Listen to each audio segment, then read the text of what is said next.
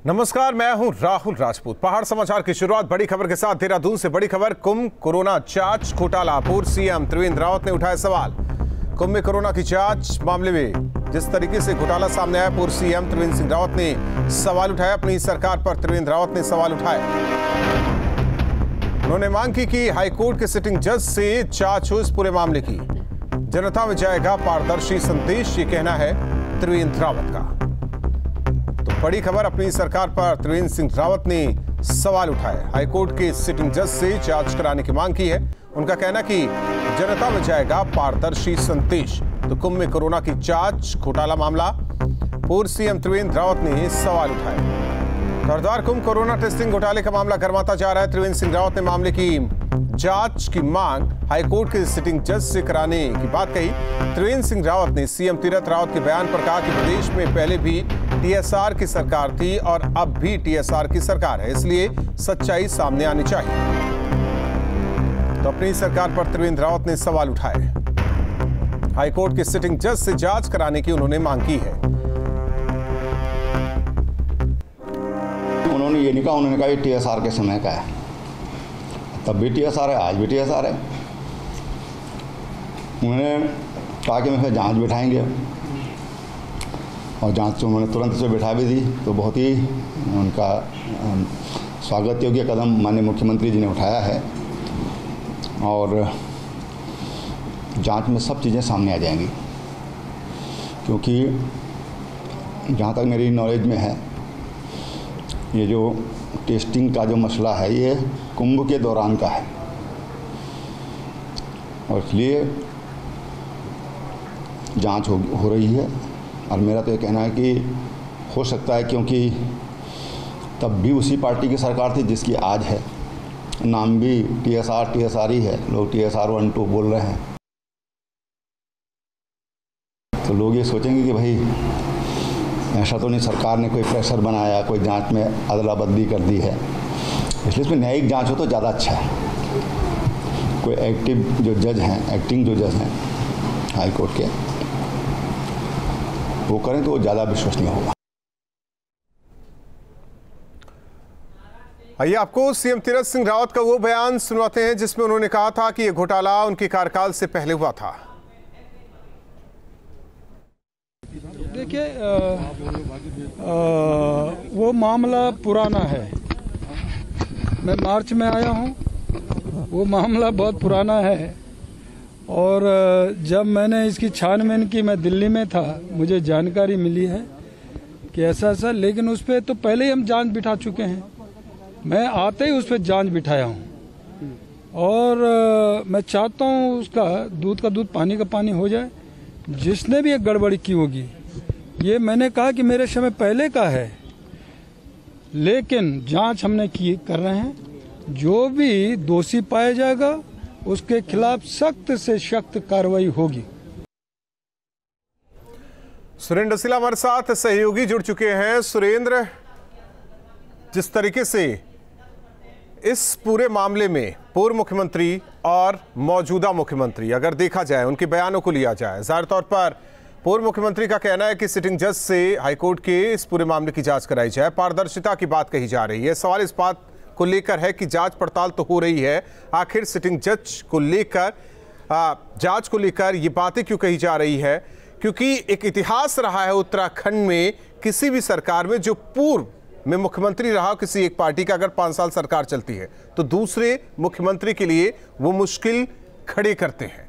तो क्या ये तस्वीर उत्तराखंड में फिर दोहराई जा रही है और इस बार कुंभ में कोरोना टेस्टिंग को जो घोटाला लेकर है उसे देखते हुए ये चीजें सामने आई हैं?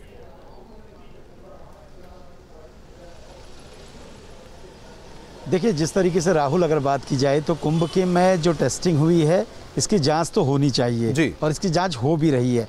लेकिन सवाल इस बात पे उठ रहे हैं कि क्या जो जांच हो रही है वो इस तरह की होगी कि उससे सारी चीज़ें सामने आएंगी।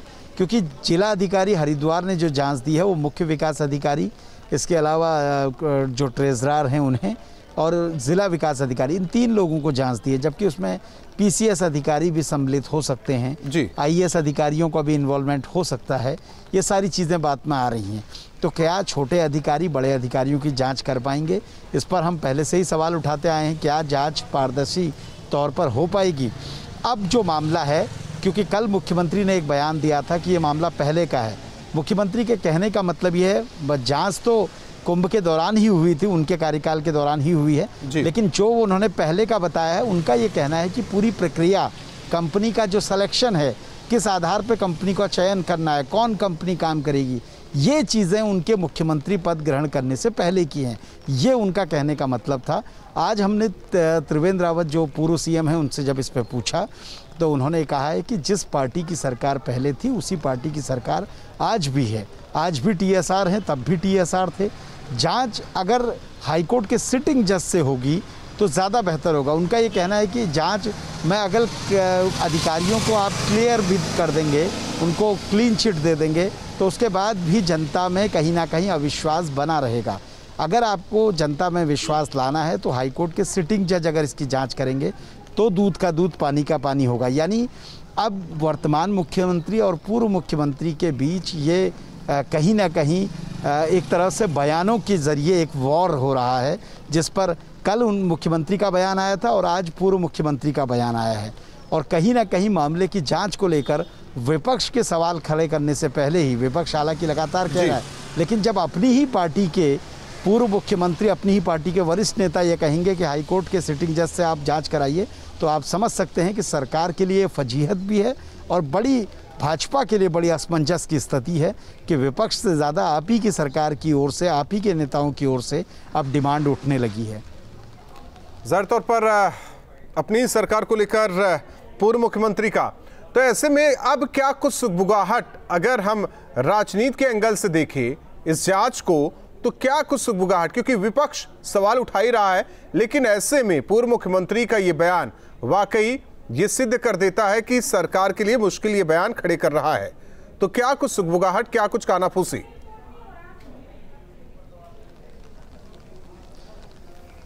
देखिए, बिल्कुल लगातार इस मामले पर सुगबुगाहट है। शासन से लेकर हरिद्वार में जहां जांच चल रही है वहां लगातार हम अधिकारियों से बात कर रहे हैं।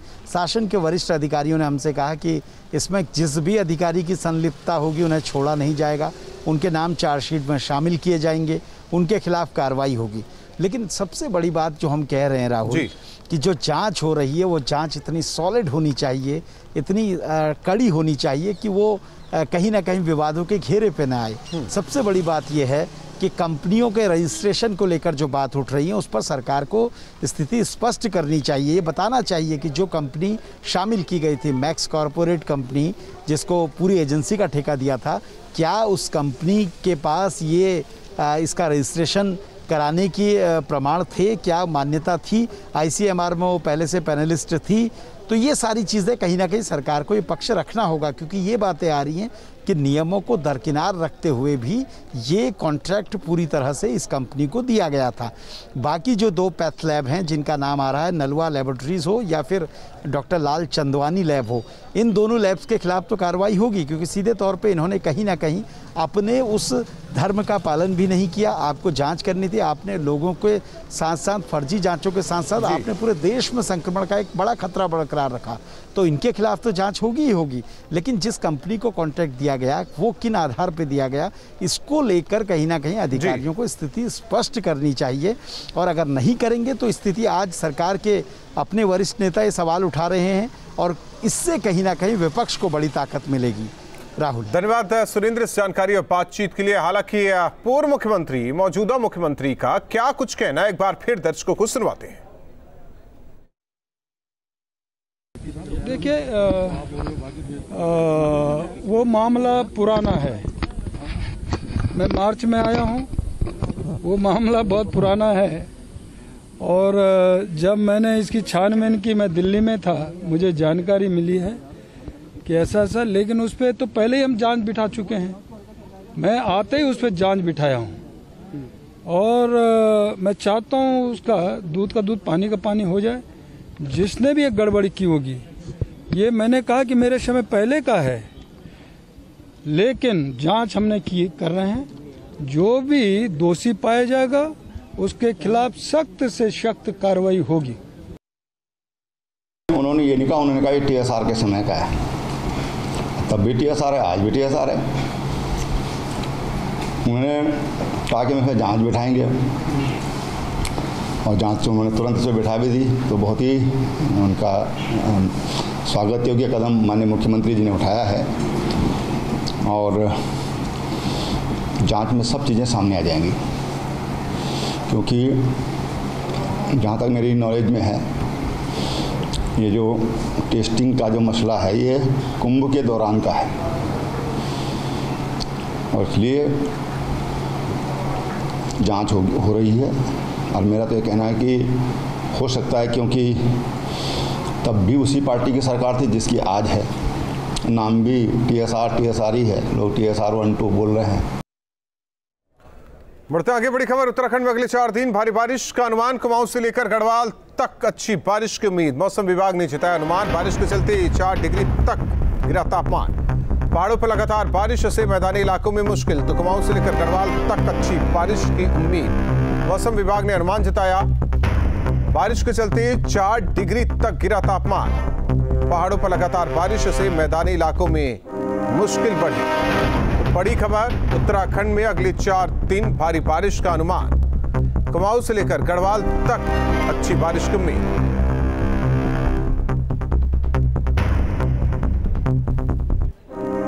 उत्तराखंड में लगातार बारिश जारी है। मौसम विभाग ने कहा है कि अगले 4 दिन प्रदेश के कुमाऊं और गढ़वाल दोनों ही क्षेत्रों में हल्की से मध्यम वर्षा हो सकती है और कुछ स्थानों पर भारी से बहुत भारी बारिश भी हो सकती है। इस वक्त मैं देहरादून के सौंग नदी के पास हूँ। आप देखिए किस तरह नदियों में जल स्तर लगातार बढ़ता जा रहा है। आमतौर पे गर्मियों में इन नदियों में पानी बहुत ज़्यादा नहीं होता है, लेकिन मानसून की दस्तक के बाद आप देखिए नदियों में किस तरह मटमैला पानी बढ़ता जा रहा है। इसका मतलब साफ है कि पहाड़ों में अच्छी खासी बारिश हो रही है और इसके बाद नदियों का जलस्तर भी बढ़ रहा है। और इसके साथ ही जो नदी के पास के इलाके हैं, चाहे उधम सिंह नगर हो, इसके अलावा हरिद्वार हो या फिर देहरादून का मैदानी क्षेत्र हो, वहाँ दिक्कतें होती हैं ऐसे मौसम में अक्सर। और जो जल स्तर है वो लगातार बढ़ रहा है, क्योंकि 4 दिन बारिश होनी है, अच्छी खासी बारिश होनी है। अगर आप देखेंगे तो देखिए इस नदी में जल स्तर बढ़ रहा है और नदी का बहाव बहुत तेज़ी से बढ़ रहा है। पहाड़ों पर लगातार बारिश हो रही है, जिसके चलते कई जगह दिक्कतें भी हो रही हैं। हालांकि मौसम विभाग ने कहा है कि मौसम की जो लगातार बारिश है इसकी वजह से तापमान में गिरावट बरकरार रहेगी, यानी अगले 4 से 5 दिन आपको ठंड का ही एहसास होगा। जो गर्मी थी उससे थोड़ा निजात मिलेगी। अगर आप चारों ओर देखेंगे तो दून घाटी में आपको बादल नज़र आएंगे और बादल की वजह से आप देखिए कई जगह बारिश भी हो रही है और जो जंगल आपको अब तक गर्मी की वजह से झुलसे हुए नज़र आ रहे थे, लगातार बारिश के कारण पूरे जंगल भी अब हरे भरे हैं। जहाँ तक आपकी नज़र जाएगी आपको चारों ओर हरियाली नज़र आएगी, क्योंकि मानसून अपने प्रचंड वेग पर है। मानसून पूरे प्रदेश में अच्छी खासी बारिश कर रहा है। इस बार मौसम विभाग ने ये कहा भी है कि पिछले साल की तुलना में मानसून की स्थिति सामान्य है, यानी आपको ज़्यादा बारिश मिलेगी। और ऐसे में अगर आप पहाड़ों पर सफ़र कर रहे हैं तो थोड़ा अलर्ट होने की ज़रूरत है, क्योंकि पहाड़ों में आमतौर पर हल्की बारिश से भी कई बार भूस्खलन की दिक्कतें होती हैं, सड़कें बाधित होती हैं, इसलिए अलर्ट रहने की ज़रूरत है। प्रदेश के आपदा प्रबंधन तंत्र को भी अलर्ट रहने के लिए कहा गया है, क्योंकि बारिश ज़्यादा होगी तो खतरा ज़्यादा बढ़ सकता है। वीडियो जर्नलिस्ट सोनी कुमार के साथ सुरेंद्र डरसीला, न्यूज़ स्टेट, देहरादून।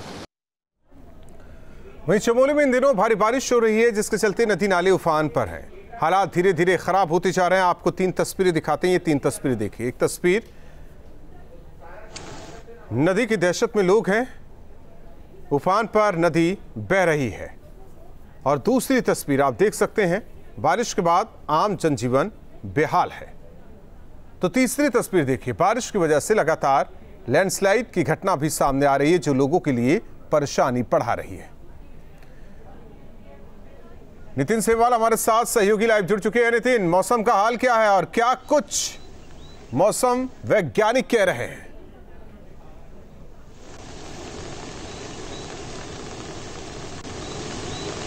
जिस तरीके से हम बता रहे हैं बार बार मौसम को लेकर कि पहाड़ों में मौसम अगले 4 दिन और बदला रहेगा।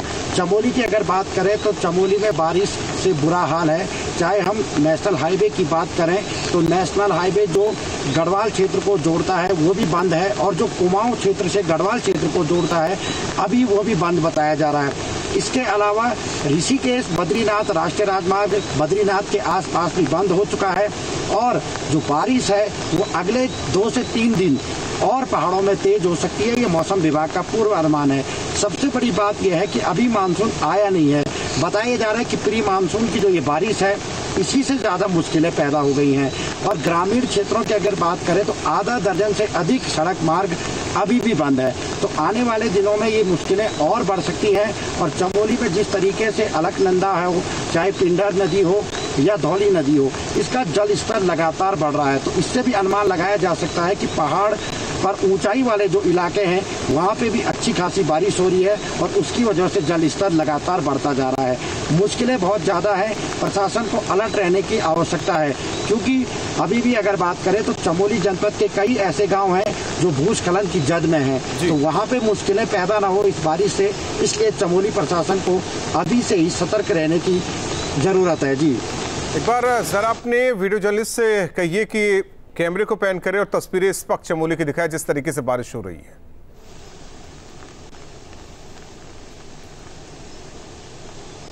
जी, मैं कहूँगा विशेष अगर हम कैमरे के माध्यम से आपको दिखाने की कोशिश करेंगे तो जो हाथी पहाड़ जो सामने है, तो हाथी पहाड़ पे आप देखिए किस तरीके से बादल छाए हुए हैं, और हाथी पहाड़ पे इतने झरने बह रहे हैं कि ऐसे झरने यहाँ पे अधिकांश देखे नहीं जाते। तो इससे भी अनुमान लगाया जा सकता है कि किस तरीके से जो नदी नाले हैं वो इस समय चार्ज हो गए हैं। अचानक नदी नालों का बढ़ना कभी कभी बहुत ज़्यादा चिंताजनक हो जाता है, क्योंकि ये अपने साथ लगातार मलबे को लेकर नीचे की तरफ आते हैं, और जो नदियाँ हैं उनका जल स्तर बढ़ जाता है।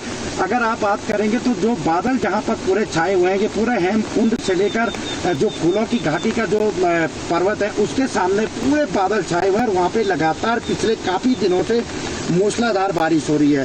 तो चमोली में अगर बात करें तो लगातार बताया ये भी जाता है कि चमोली में लगातार जो मौसम होता है वो इसी तरीके का रहता है बरसात के दौरान, और उससे लोगों की मुश्किलें भी बहुत बढ़ जाती हैं। चाहे चमोली की बात कर लें या रुद्रप्रयाग या उत्तरकाशी की बात कर लें, ये ऐसे जिले हैं उत्तराखंड के जहाँ पे बारिश के दौरान लोगों की समस्या बहुत बढ़ जाती है। धन्यवाद इस जानकारी और बातचीत के लिए। तो तस्वीरों के जरिए जिस तरीके से हमारे सहयोगी नितिन समझा रहे थे किस तरह से बारिश हो रही है, हालांकि 4-3 आने वाले मुश्किल गढ़वाल से लेकर कुमाऊं तक। रुकते हैं कुछ पलों के लिए, खबरें जारी है। तो उत्तराखंड में मौसम विभाग का अनुमान सही साबित हो रहा है। प्रदेश में कई इलाकों में लगातार बारिश हो रही है। बागेश्वर में भी सुबह से बारिश का सिलसिला जारी है, जिससे तापमान गिरा, गर्मी से लोगों को राहत मिली। हालांकि बारिश के चलते जिले में 1 दर्जन से ज्यादा रास्ते बंद हो जाने से लोगों को आवाजाही में दिक्कत हो रही है। लोक निर्माण विभाग बंद सड़कों को मशीनों से खुलवाने में जुटा है। लगातार बारिश के चलते सरयू, गोमती नदियों का जलस्तर बढ़ा है। साथ ही आपदा विभाग भी अलर्ट मोड में है। हालांकि बागेश्वर जिले के मुख्य मार्ग, हाईवे खुले हुए हैं।